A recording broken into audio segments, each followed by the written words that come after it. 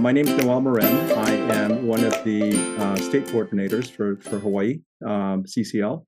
Ron Riley is another state coordinator. We have Paul Bernstein, who's not with us today, and Ashley as well. We have members across the state. We have 4 chapters, and we welcome anybody who's very interested in enabling climate action. So, and there's Roberta. Hi, Roberta. So I have the honor today of facilitating our call and also presenting something about Drive Electric Earth Month. I will kick this off now with well, before we do that, should we just go around the room, just indicate where we're from? Located. Okay, let me start off. I'm in Volcano Village on Hawaii Island. We just finished eruption 18, number 18, that had fountaining 600 or 700 feet high. And we got Pelly's hair and tephra dust all over us again on our roof. Thanks, Ron. Hi, I'm Ruth Robinson, and I live in Hilo. I'm Virginia. Virginia Jordans, and I live on Kauai. I'm Helen Cox, and John Lutzkevich. And we're on Kauai, and we have another meeting right after this, so we're eating our dinner, so we won't make you watch us. I guess I'm Alan Leonard. I'm here on Oahu, in Wailua, and I'm happy to be joining the group. I'm Virginia Tincher, and I have a daughter on Oahu, so I've been very active in Hawaii, but I live in California. This is Roberta Baker. I'm also in Volcano. I'm Kyrie, and I'm a current student at the University of Hawaii at Hilo.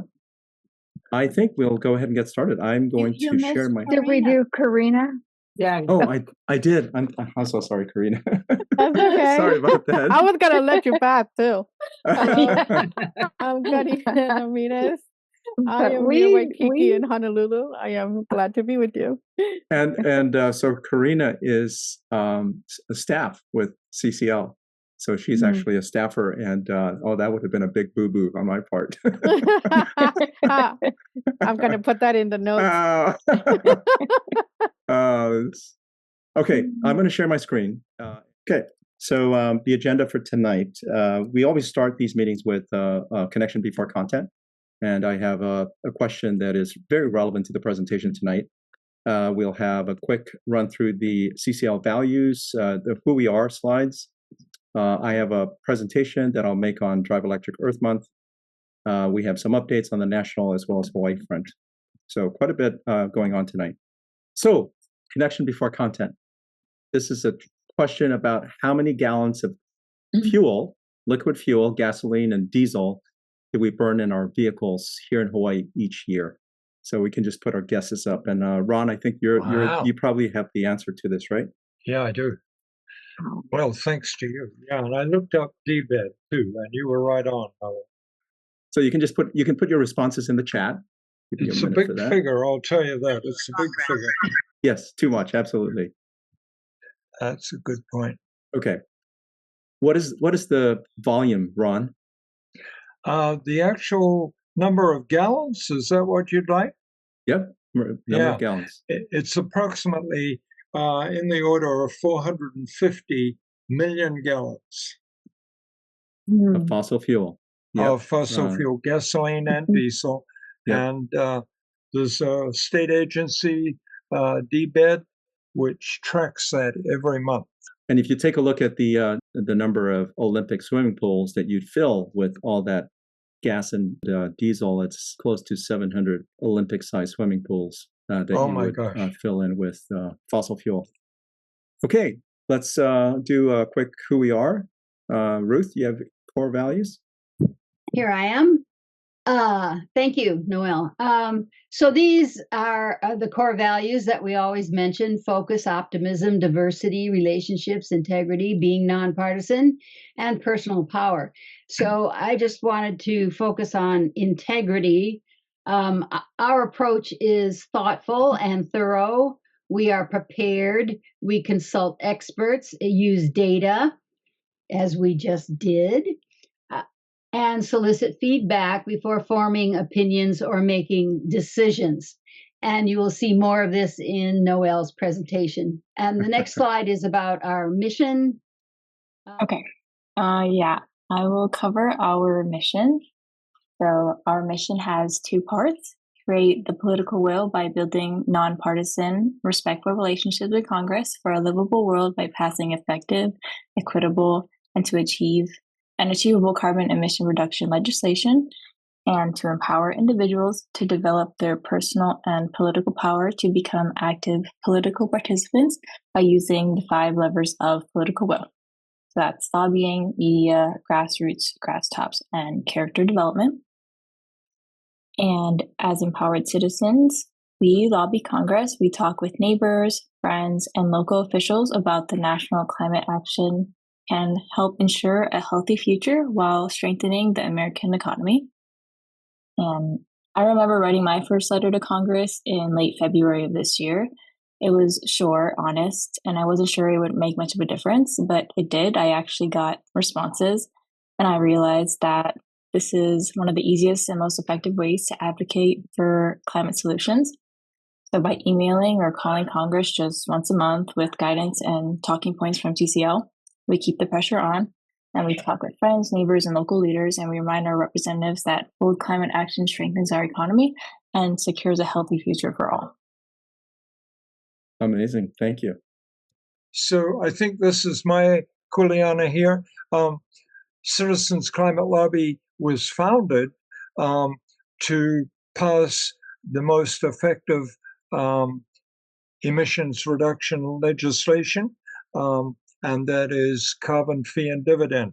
That's the little quarter up in the top left. Since that legislation has not been introduced to Congress in this session, this 2-year session, Citizens Climate Lobby has expanded to other carbon emission reduction policies, and they are electrifying and efficiency of buildings, whether that's personal or factory or office. Healthy forests is another bill that we have introduced already, and we'll get to that later, and clean energy permitting reform, which will help us transmit clean energy from the place where it's produced to where the demand is in the big cities. So those are the 4 main policy agendas that Citizens Climate Lobby has chosen to pursue. Thanks, Ron. Okay. So I think first things first, it's Earth Month. It was actually Earth Day yesterday. I hope we do all agree that every day should be Earth Day, right? It's Yes. an obligation to understand what we're doing to the planet, what we can do to make it better, and an obligation to make it better every day. The focus of my presentation today will be electric vehicles and their role in helping to improve our planet by reducing emissions. And I have a few slides here that will help us understand why that should be the case, and also the options that we have to ensure that our transportation systems are as Earth-friendly as possible. The first thing I should say is that if the Earth was an egg, the atmosphere that protects us from the hazards of space is like the shell of the egg, right? Really thin. And it's really close to us. I mean, if you were to drive 65 miles an hour up into the atmosphere, you'll hit the top of the troposphere in about 10 minutes. So it's really thin, and it's also very fragile, and it's also, at the same time, it protects us. And if you take a look at this image, you'll see the 4 planets, Mercury being the closest to the sun, Venus further away, Earth with our Goldilocks atmosphere, and then you've got Mars beyond that. The thing I want to highlight is that Venus has a really thick atmosphere, and helps us understand the importance of the greenhouse effect of this really thick blanket around the planet, where you see a 900 degrees Fahrenheit average annual ground temperature versus Mercury, which is much closer at 300. And of course, we have sweetest of deals with our Goldilocks atmosphere, giving us a very livable planet. Unfortunately, we are dumping a lot of greenhouse gas emissions into the atmosphere through a lot of the things that we do on this planet. We're burning fossil fuels for power. We're running our transportation system. There are all these agricultural and forest-related activities that we do that are translating into more and more of the greenhouse gases getting into the atmosphere. Unfortunately, we treat our atmosphere like it's open sewer. We just dump whatever the outcome of our activities, pollution-wise, we just dump it into the environment. And that is obviously contributing to the climate chaos that we're seeing today around the globe. So if we look at the emissions that we are concerned about, we're seeing here, this is US data from the EPA, about 28% of the emissions are related to transportation. And if you break that 28% down further, you'll notice that a lot of it is related to ground transportation. And that would be light duty vehicles, medium and heavy duty vehicles, contributing to about 80%. Here in Hawaii, transportation accounts for about 50% of our emissions, and ground transportation is about 17%. And if you look at, this goes back to our question at the very start of this, we burn a lot of fossil fuel. So the question that we all have is, what do we do? We have to focus on coming up with a very resilient and sustainable transportation system. And for me, the very first thing we need to do is figure out how to reduce the number of cars to begin with, right? Reduce the number of vehicle miles that are necessary for our activities to be supported. So the question is, what do we do? Like, what does reduced vehicle miles traveled mean? And what it means is that we take a look at all these different strategies to reduce the number of personal passenger cars. And if you look at this, and I think we've seen this circulating on the web, micromobility with bicycles, you have the lowest footprint. Bring in a bus, you can transport 60 people at a time, rely on a passenger vehicle, and you have a ton of vehicles to be able to transport the same number of individuals. The point here is that it's not just about the vehicle, it's also about diversifying how we get around. The other thing is focusing on efficiency and fit for purpose. There's a lot of information on the screen, but the thing I want to highlight is that there are two vehicles. One is this gigantic Sequoia SUV hybrid, and you've got a smaller Toyota hybrid. If you take a look at the amount of fuel, just take a look at the MPG, right, it's 22 versus 42. You get around a lot further with a gallon of gas with a smaller vehicle, a more efficient vehicle. The decisions we make should take into account the purpose that we have for the vehicle. And it doesn't matter if it's a gas car or an electric car, because the same issue can happen with an electric car. You can get a gigantic electric SUV, and that's going to be a lot less efficient compared to a smaller sedan. So focusing on efficiency and fit for purpose is a really important one. This one is interesting because it does highlight the importance of long-term planning, but also near-term things, right? Here in Pahoa, when they built out that commercial center, I noticed that there were a number of things that were happening there that allowed Pahoa residents to be able to get their basic needs there without having to drive all the way to Hilo and contribute to all that traffic. Thinking broadly, we have all these efforts within our state focusing on building the communities so that you actually have the amenities close in so that you minimize the need to have to get into a car. You can actually walk, you can get on a bike, you can hop on a bus, and you can get to where you need to be without having to own a passenger car. Now, if you must have a car, and many of us need a car, right, especially here on Hawaii Island or places where you really need to drive distances, make it electric. Why? Well, first and foremost, talking about Earth, no tailpipe. So no tailpipe, no emissions, no local pollution. The next thing is zero to low emission charging. Some of us have solar panels on our roof, and we're able to drive our electric car with just solar energy. In some cases, we get electricity from the grid as well as from the roof. Importantly, our grid is getting green every year. There's this massive effort to decarbonize our energy grid. If you buy an electric car today, you start using today, even if your grid is not 100%, we're striving to get there. So your car is actually going to get cleaner as you own the car and drive within your current energy system.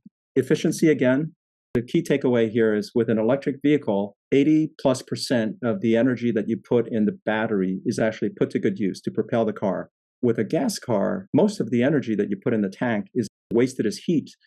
So 70 to 80% of the energy in each gallon of gasoline is actually wasted. There's a lot more efficiency with the electric motor. Lower complexity with an electric motor. So the lower image is what you see for the motor of the electric car. Some cars will have one or two of these. Above, you see a 3-cylinder gas engine, infinitely more parts, more things to create friction, more things to lubricate. As a result of that, there's a lot more maintenance costs associated with internal combustion engine. That translates into a higher cost of ownership for a gas car, lower cost of ownership for an electric car. If you take a look at the total cost of ownership from when you buy the vehicle to close to a decade of using the vehicle, you'll notice that you'll actually spend less with an electric vehicle because energy consumption is more efficient and you also have less maintenance. Ron's going to love this one. Resilience. So some electric cars have the ability to do vehicle to load. You can actually plug an extension cord into the car, utilize the energy that's in that battery to power your home. In this example, they have a trailer and they're powering it with their vehicle. And then lastly, especially for Hawaii, energy independence. Imagine for a moment, no gas cars. You've got electric vehicles, electric buses, streets that are safe to bike in. You've got electric bikes, regular bikes. In addition, you've got an energy system that's fully renewable and a system where no fossil imports at all. You're generating the energy that you need through your renewable energy sources. You're powering your transportation system with that energy, and you don't depend on fossil imports. So many reasons for driving electric, and these are the things that I want to highlight. When I started driving electric back in 2011, here on Hawaii Island, there were like 40 electric vehicles. They were so rare that when my wife was driving the Leaf, people would like follow her to her destination. They would get out of the car and they would ask her about the car. And it's changed dramatically over time. This is the adoption rate for the state over the past decade. So we're now close to 37,000 electric vehicles in the state, and the trend is very positive. However, it's still less than 4% of the vehicles that we have today. So there's quite a bit more that needs to be done. Again, we don't want to replace over 1 million cars with 1 million electric cars. We want to have a very diversified transportation system, and all the cars that are out there be efficient, be electric, and not have to contribute to the climate crisis. One last slide. Hawaii EV, we have several events throughout Earth Month. These are the remaining 2 more events this year. And that concludes my presentation. Noel, could you talk about, I don't know if it's appropriate, but I mean, since about the looming issues, not just having access to electric vehicles, but how about just as far as like I'm right now, our discussions have been charging infrastructure, and that is going to be a big limiting factor, and legislation that we need to work on between now and next legislative cycle, to maybe both at city and county levels in different islands and state level, to make things get better if we're going to go that pathway. Yeah, so clearly we need to address the barriers to adoption, right? And I think this transition can only happen if we are very inclusive in our approach. Not everybody can afford a brand new electric car. Not everybody has the ability to install a charging station at their home. And there are many people that are just living paycheck to paycheck or barely making it, right? So I think whatever we do, we need to take that into account.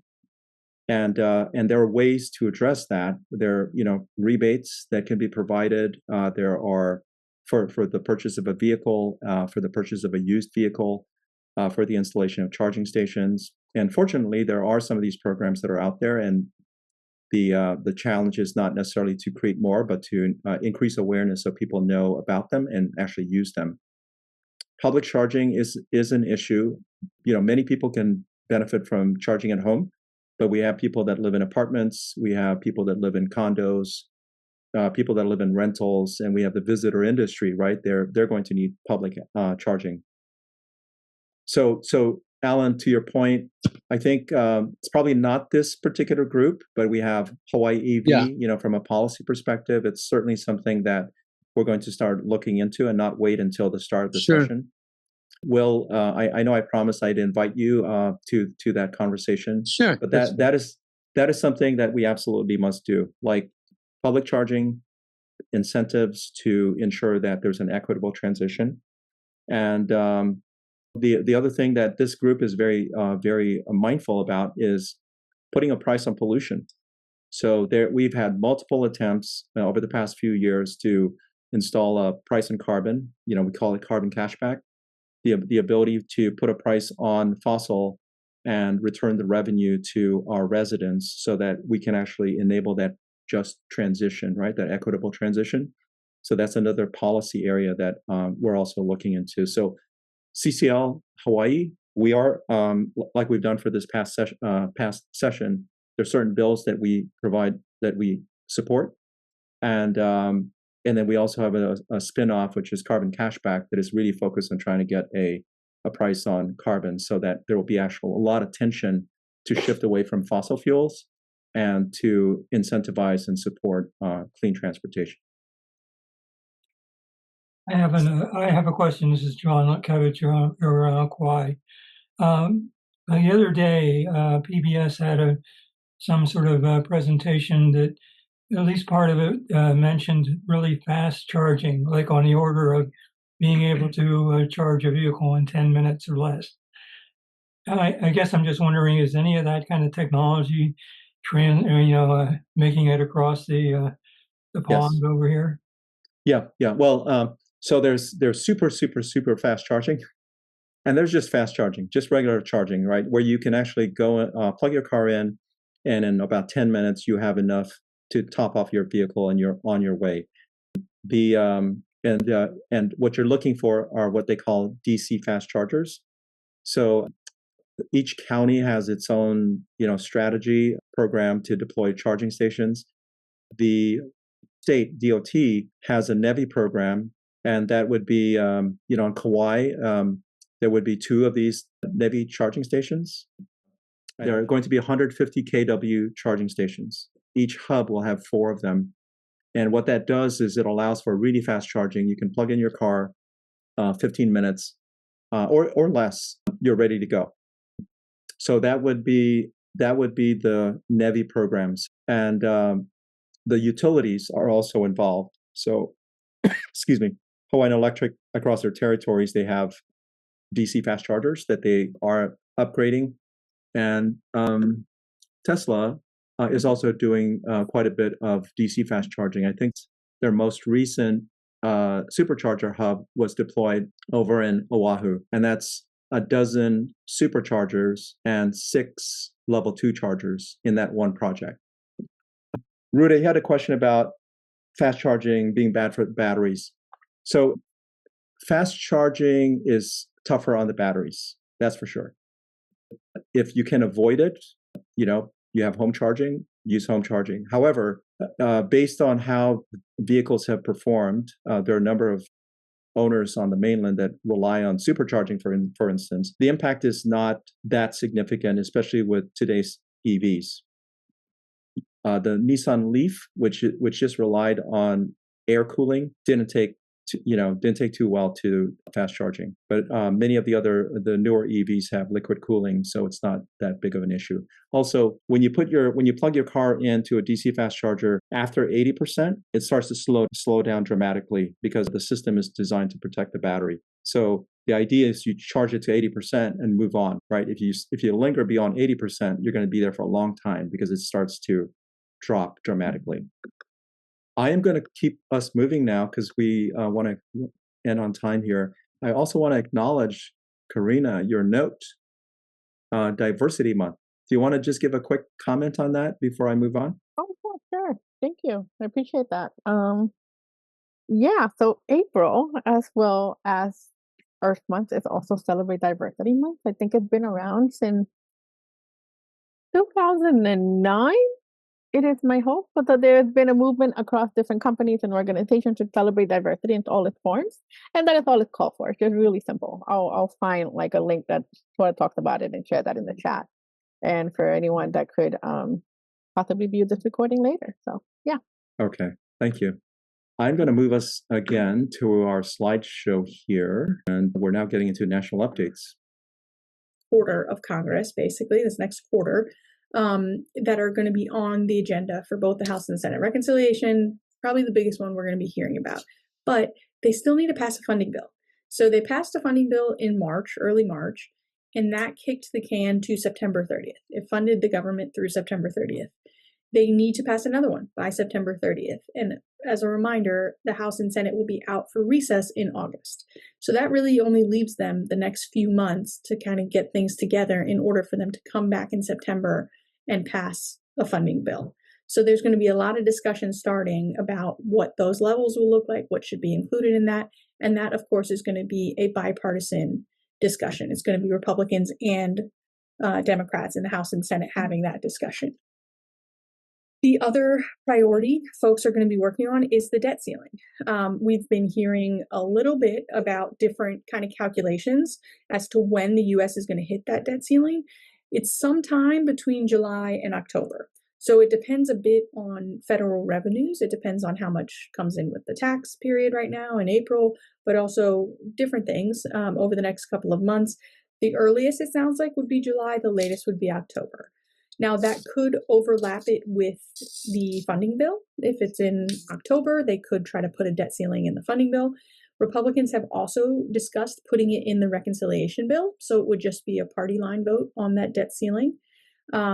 It's going to be a contentious issue because conservatives don't like to raise the debt ceiling. They want to make sure we're lowering our debt, not raising it. And Democrats have leverage here. If Republicans need them to come along with them on this, then they're going to have some leverage to get some concessions out of Republicans. So we will see how that shapes up. But those three issues, reconciliation, funding, and debt ceiling, all are going to be big priorities this next quarter in Congress. So we'll keep our eye out for all of those and how that impacts our issues. Now, a few positive developments, two really positive developments in bills that we care about. The Fix Our Forests Act has been introduced in the Senate. So we now have a Senate companion. Senators Curtis, Hickenlooper, Sheehy, and Padilla introduced S1462 last week, and it is a companion bill to the House Fix Our Forests Act. Now, it does have some changes. There's groups that have come out in favor. There's more groups in favor of the Senate bill. So they made some positive changes that we appreciate. There's an Audubon support article that we will link to in the notes, and I see Allie will probably throw it in the chat for you all. But the bill does include some really positive revisions and additions. I'm not gonna kind of dive into all of that on this call just because it's going to be so lengthy, but we are working on setting up a detailed training on that Senate version so you can understand the differences and understand kind of where we're going from here, what's the process and the timeline for it. So just know that that is to come. But for now, if you're a liaison to one of those four senators, it'd be great if you go ahead and send a thank you email to them, just appreciating that they introduced the legislation. And for the rest of you that have members who are concerned with wildfires or in a wildfire-prone area, just stay tuned. We will have actions on this bill. We're not quite ready to jump out there yet on the Senate companion, but just stay tuned and we will definitely have actions on that before too long. So that was really exciting.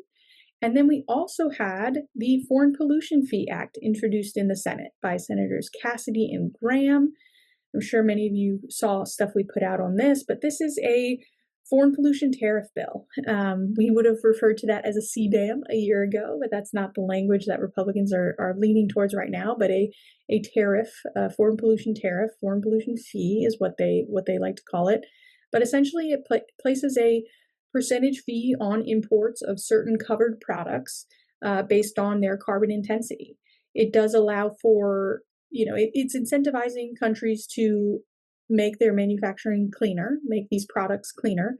It does allow for international agreements and global agreements with different countries so they can kind of get away from those import fees. But nonetheless, this is what we've been talking about for a long time. As a part of our carbon pricing portfolio, we worked a lot on CBAMs. That was part of the kind of strategy we had for what would make carbon fee and dividend work.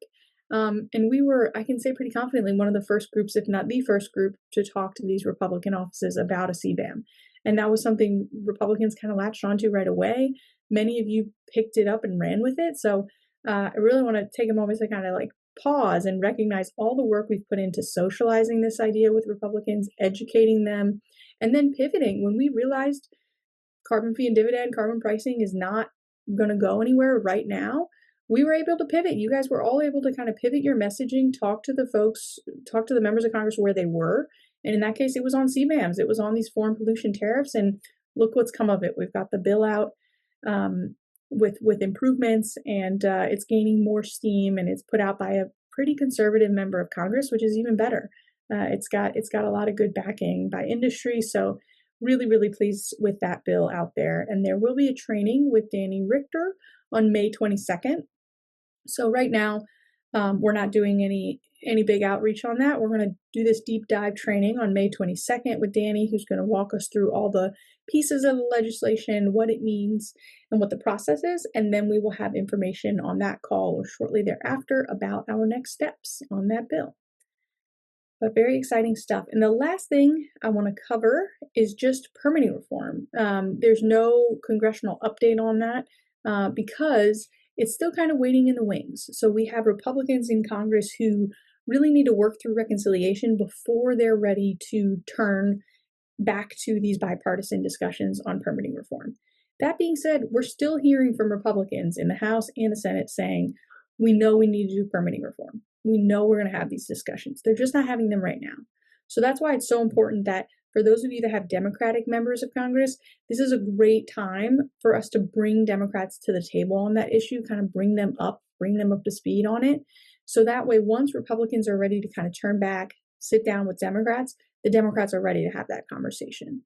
So there's still a lot of good things we can be doing right now with Democrats on permitting reform to push them on the issue so that as soon as Republicans are done with reconciliation, we can press play on permitting reform, because it's definitely going to be something that we're hopeful Republicans and Democrats will work to try to get done, and we'll be there right with them trying to get it done and get it across the finish line this Congress.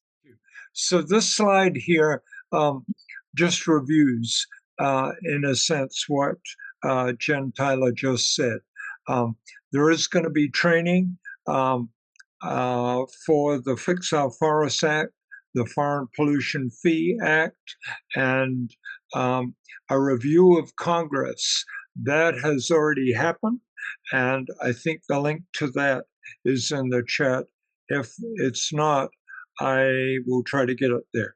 So, and there's also a link in the chat about the Early Bird Summer Conference registration for CCL's National Conference in Washington, D.C., which is July 20, 21, and 22. So, yeah, there it is. And those links are in the chat. So as we get towards the end of the meeting, really encourage everybody, if you can remember, we'll try to give you a reminder to save the chat. There's 3 little dots way up at the top. You click on those 3 little dots and you'll get a little box that says Save Chat, and then you click on that, and all that chat information will go to your computer. So here we have some of the usual suspects. There's Kyrie on the left and myself seated there on the left, and Keith and Ruth on the right. This is at Earth Hilo La Honua, which I learned is a Hawaiian term for take care of the earth. It's our responsibility. And there's Doug and a friend at a Montessori school on Maui tabling. And they've got nice treats out there. I don't know what they are exactly. They might be papaya slices, or they could be something else. We don't know. I'll do a quick one on this. So upcoming events, there's the Oahu Science and Sustainability Festival, May 31st. And then I already mentioned that we have 2 more events for Hawaii EV this weekend. So Big Island EV, for those of us who are just wanting to cruise, click on that, go to hawaiiev.org and go to the events tab so you can find that. And then Oahu, there's also one on the 27th. Virginia, do you want to just give a quick update on the activities around media? Yes. Well, we had a very moving editorial published on Earth Day that John wrote, and Doug and Audrey signed, and also added their comments. It was very, very moving editorial, just perfect for the day. And today, Paul had a letter published in response to an article that was in the Star Advertiser about fossil fuels and subsidies. And he says we need to stop subsidizing fossil fuels and put a price on carbon. So we have a steady drumbeat. We're keeping carbon cash back out there and in the public awareness, even though there isn't an active bill right now. Yeah, like Alan said earlier, it's between the sessions, right, that we continue to build support for the bills that we're advocating for. So it didn't get to where we needed it to get to, but we're already starting the work for the next session. Right, meeting with legislators. And the next slide is that CCL Hawaii was featured in the CCL National Weekly Briefing, which was nice. And they talked about, there was an article about all the chapters and our work. It was very, very nicely done. And then they used a picture, I think, from the last monthly meeting. And then on social media, Jamin is the social media person, and he built a reel around the dividend part of carbon cashback. So, and he did it kind of at the time of taxes. They said, well, you could be getting a dividend if carbon cashback was in place. So that those, our social media is on Instagram. Yeah, and I just want to, Virginia, applaud you for all you do in the media space here. I know you said, oh, you're in California, but you're very much a Hawaii gal as far as I'm concerned. So thanks very much for motivating the group to, write op-eds and LTEs and getting involved with our social media campaigns. Really appreciate what you do. Oh, thank you. And if anyone, I write a daily email where I look at the 4 large newspapers for Kauai, Maui, Honolulu, Oahu, and the big thank you. And Hawaii Tribune Herald. Yep. The Hawaii Tribune Herald, right. And I look for articles about climate, related to climate, that people could respond to, like Paul did, with an LTE or an editorial. So if anyone wants to be added to that list, I'll put my email in the chat. We also have a few ghostwriters, right? So people that actually initiate the copy, and then we seek folks who would like to be the authors to get the opportunity to tailor the messaging so you can say it's yours. And then we have good relationships with Civil Beat and also with HSA, Star Advertiser. So several of us have that relationship. We can send a request and generally get a good reply with a publication. So we don't have Paul. Is anybody here able to represent Carbon Cashback? Let me do it. So we have so Carbon Cashback is one of the key local policies that we're endorsing, and we do that every year. We, as I mentioned earlier, we even have a carve out, right, a separate team altogether that works on Carbon Cashback. They meet several times during the month. And we have here a request for endorsements. So we're trying to get as many people to endorse. Just go to this link here and just indicate your support for Carbon Cashback. The more the merrier. It gives us the ability to tell our legislators that there is good support for the bill. These are the meetings that transpire on a regular basis, several times actually during the course of the month. So if you do us a favor and just take a picture of the QR code here, you can actually register your participation, and it gives us the ability to indicate that we actually had people join our meeting. So I think this is the last slide. I'm going to stop sharing so we can see each other. Could you place that link in the chat? Yeah, yes. The link is in the chat for attendance. Yeah, Thank you. That's the easiest way. You just click on it and it's done. Yeah. Yeah. Mhm. Yeah. Great.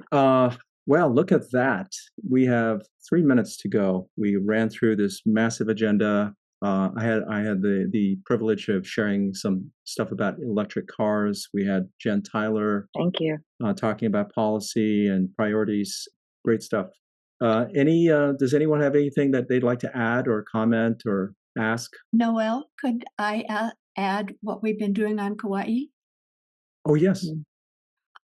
Well, first I want to thank you for sending us all those nice factoids about electric vehicles. Noel got us one of those wheels that kids can spin around. So they come up with what number they want, and then we say, read off the number. And Noel had the idea that we'll just make them all true to make it easier. Well, let me tell you that a little girl yesterday said, "Oh, they're all true." She caught onto it. But we went to the county. The county had an Earth Day on April 5th. So we participated in that. And then yesterday, we had an Ohana Day in Kilauea. And that was where the little girl said, it caught on to what we were doing. and then on Friday, we'll be going to PMRF, the whatever it is, Pacific, whatever it is. PMRF is then a Navy thing, I think. Yeah, missile range facility. Yes, thank you. Sure. In the south of Kauai. So I'll be going to that with our spinning wheel, and there are going to be 215 fourth graders. Wow. So it'll be interesting if they catch on. Yeah. They catch on, and then they also, they tell their folks, right? They educate their household, and that hopefully will translate into interest and curiosity, and a household making their next vehicle electric. And Yeah. Ruta, thanks for sharing that. I failed to acknowledge that Hawaii EV activity that transpired. But it looks like Kauai EV has done a lot more than the other clubs with 3 events. So hats off to you. But we haven't done the other things that you all have done. So it evens out. Yeah. Well, thanks for sharing that. I really appreciate it. Okay. Anybody else? I see a new name, Pam. Thanks for joining us, Pam. Hi. Thanks. I'm in Honolulu. Yeah, okay. I got the email and thought I would check it out because I want to do something. Yeah, well, thanks for joining us. Yeah, we don't have. I think Paul is our representative. He's not here with us today, but Karina's actually based in Honolulu. I just wanted to. Yeah, I signed up. I think at an event at the Capitol and the student event, and anyway, I just the time has come to really get a little more active, and I just thought I'd check in and see what you guys are up to. Good. Well, I was thanks just for joining. watching. There's a photographer in Maine who went up to Greenland and then across to the Northwest Passage that used to always be frozen, and he went up there in a sailing boat, and he has a presentation, but at the way end, what he said was, "I woke up from my dream saying, hearing my grandchildren and great-grandchildren asking me, 'What did you do? What did you do?'" At that time when all of this was happening? Or did you do anything? Yeah, that's very, that's goosebump territory as far as I'm concerned. But yeah, that's a question, that we all ask ourselves, one way or the other, right? Because at the end of the day, we're here. It's a very transient life that we have, but we have many generations in front of us. So the question is, what are we leaving them? And we know we're not on the right trajectory, and we know we have the opportunity to make a difference, opportunity to make a change. And there's so many different things we can do, all of us, right? Different doesn't matter what walk of life, what job, I think we all have the opportunity to make a difference. So thanks for sharing that. I think with that, we can conclude. Really appreciate everybody, your attention. We have a nice recording here, I hope. Ron, you'll share that with me. Yeah, We'll edit I that. certainly Yep. will. And remember the 3 dots way Yep. up at the top of the chat. If you'd like to get all those beautiful links, they're there. Some of us have those 3 dots at the bottom. Yeah, I know. It's a different version of Zoom, Rhoda. Well, thanks. You're probably got the latest and ahead of all of us. Well, thanks, everybody. Thanks for your care. Yeah. Aloha. Okay. Thank Aloha you. now. Thank you all. Thank you, Noel, for your presentation. Thank you very much. Thank you so much. Bye. Bye now. Take care.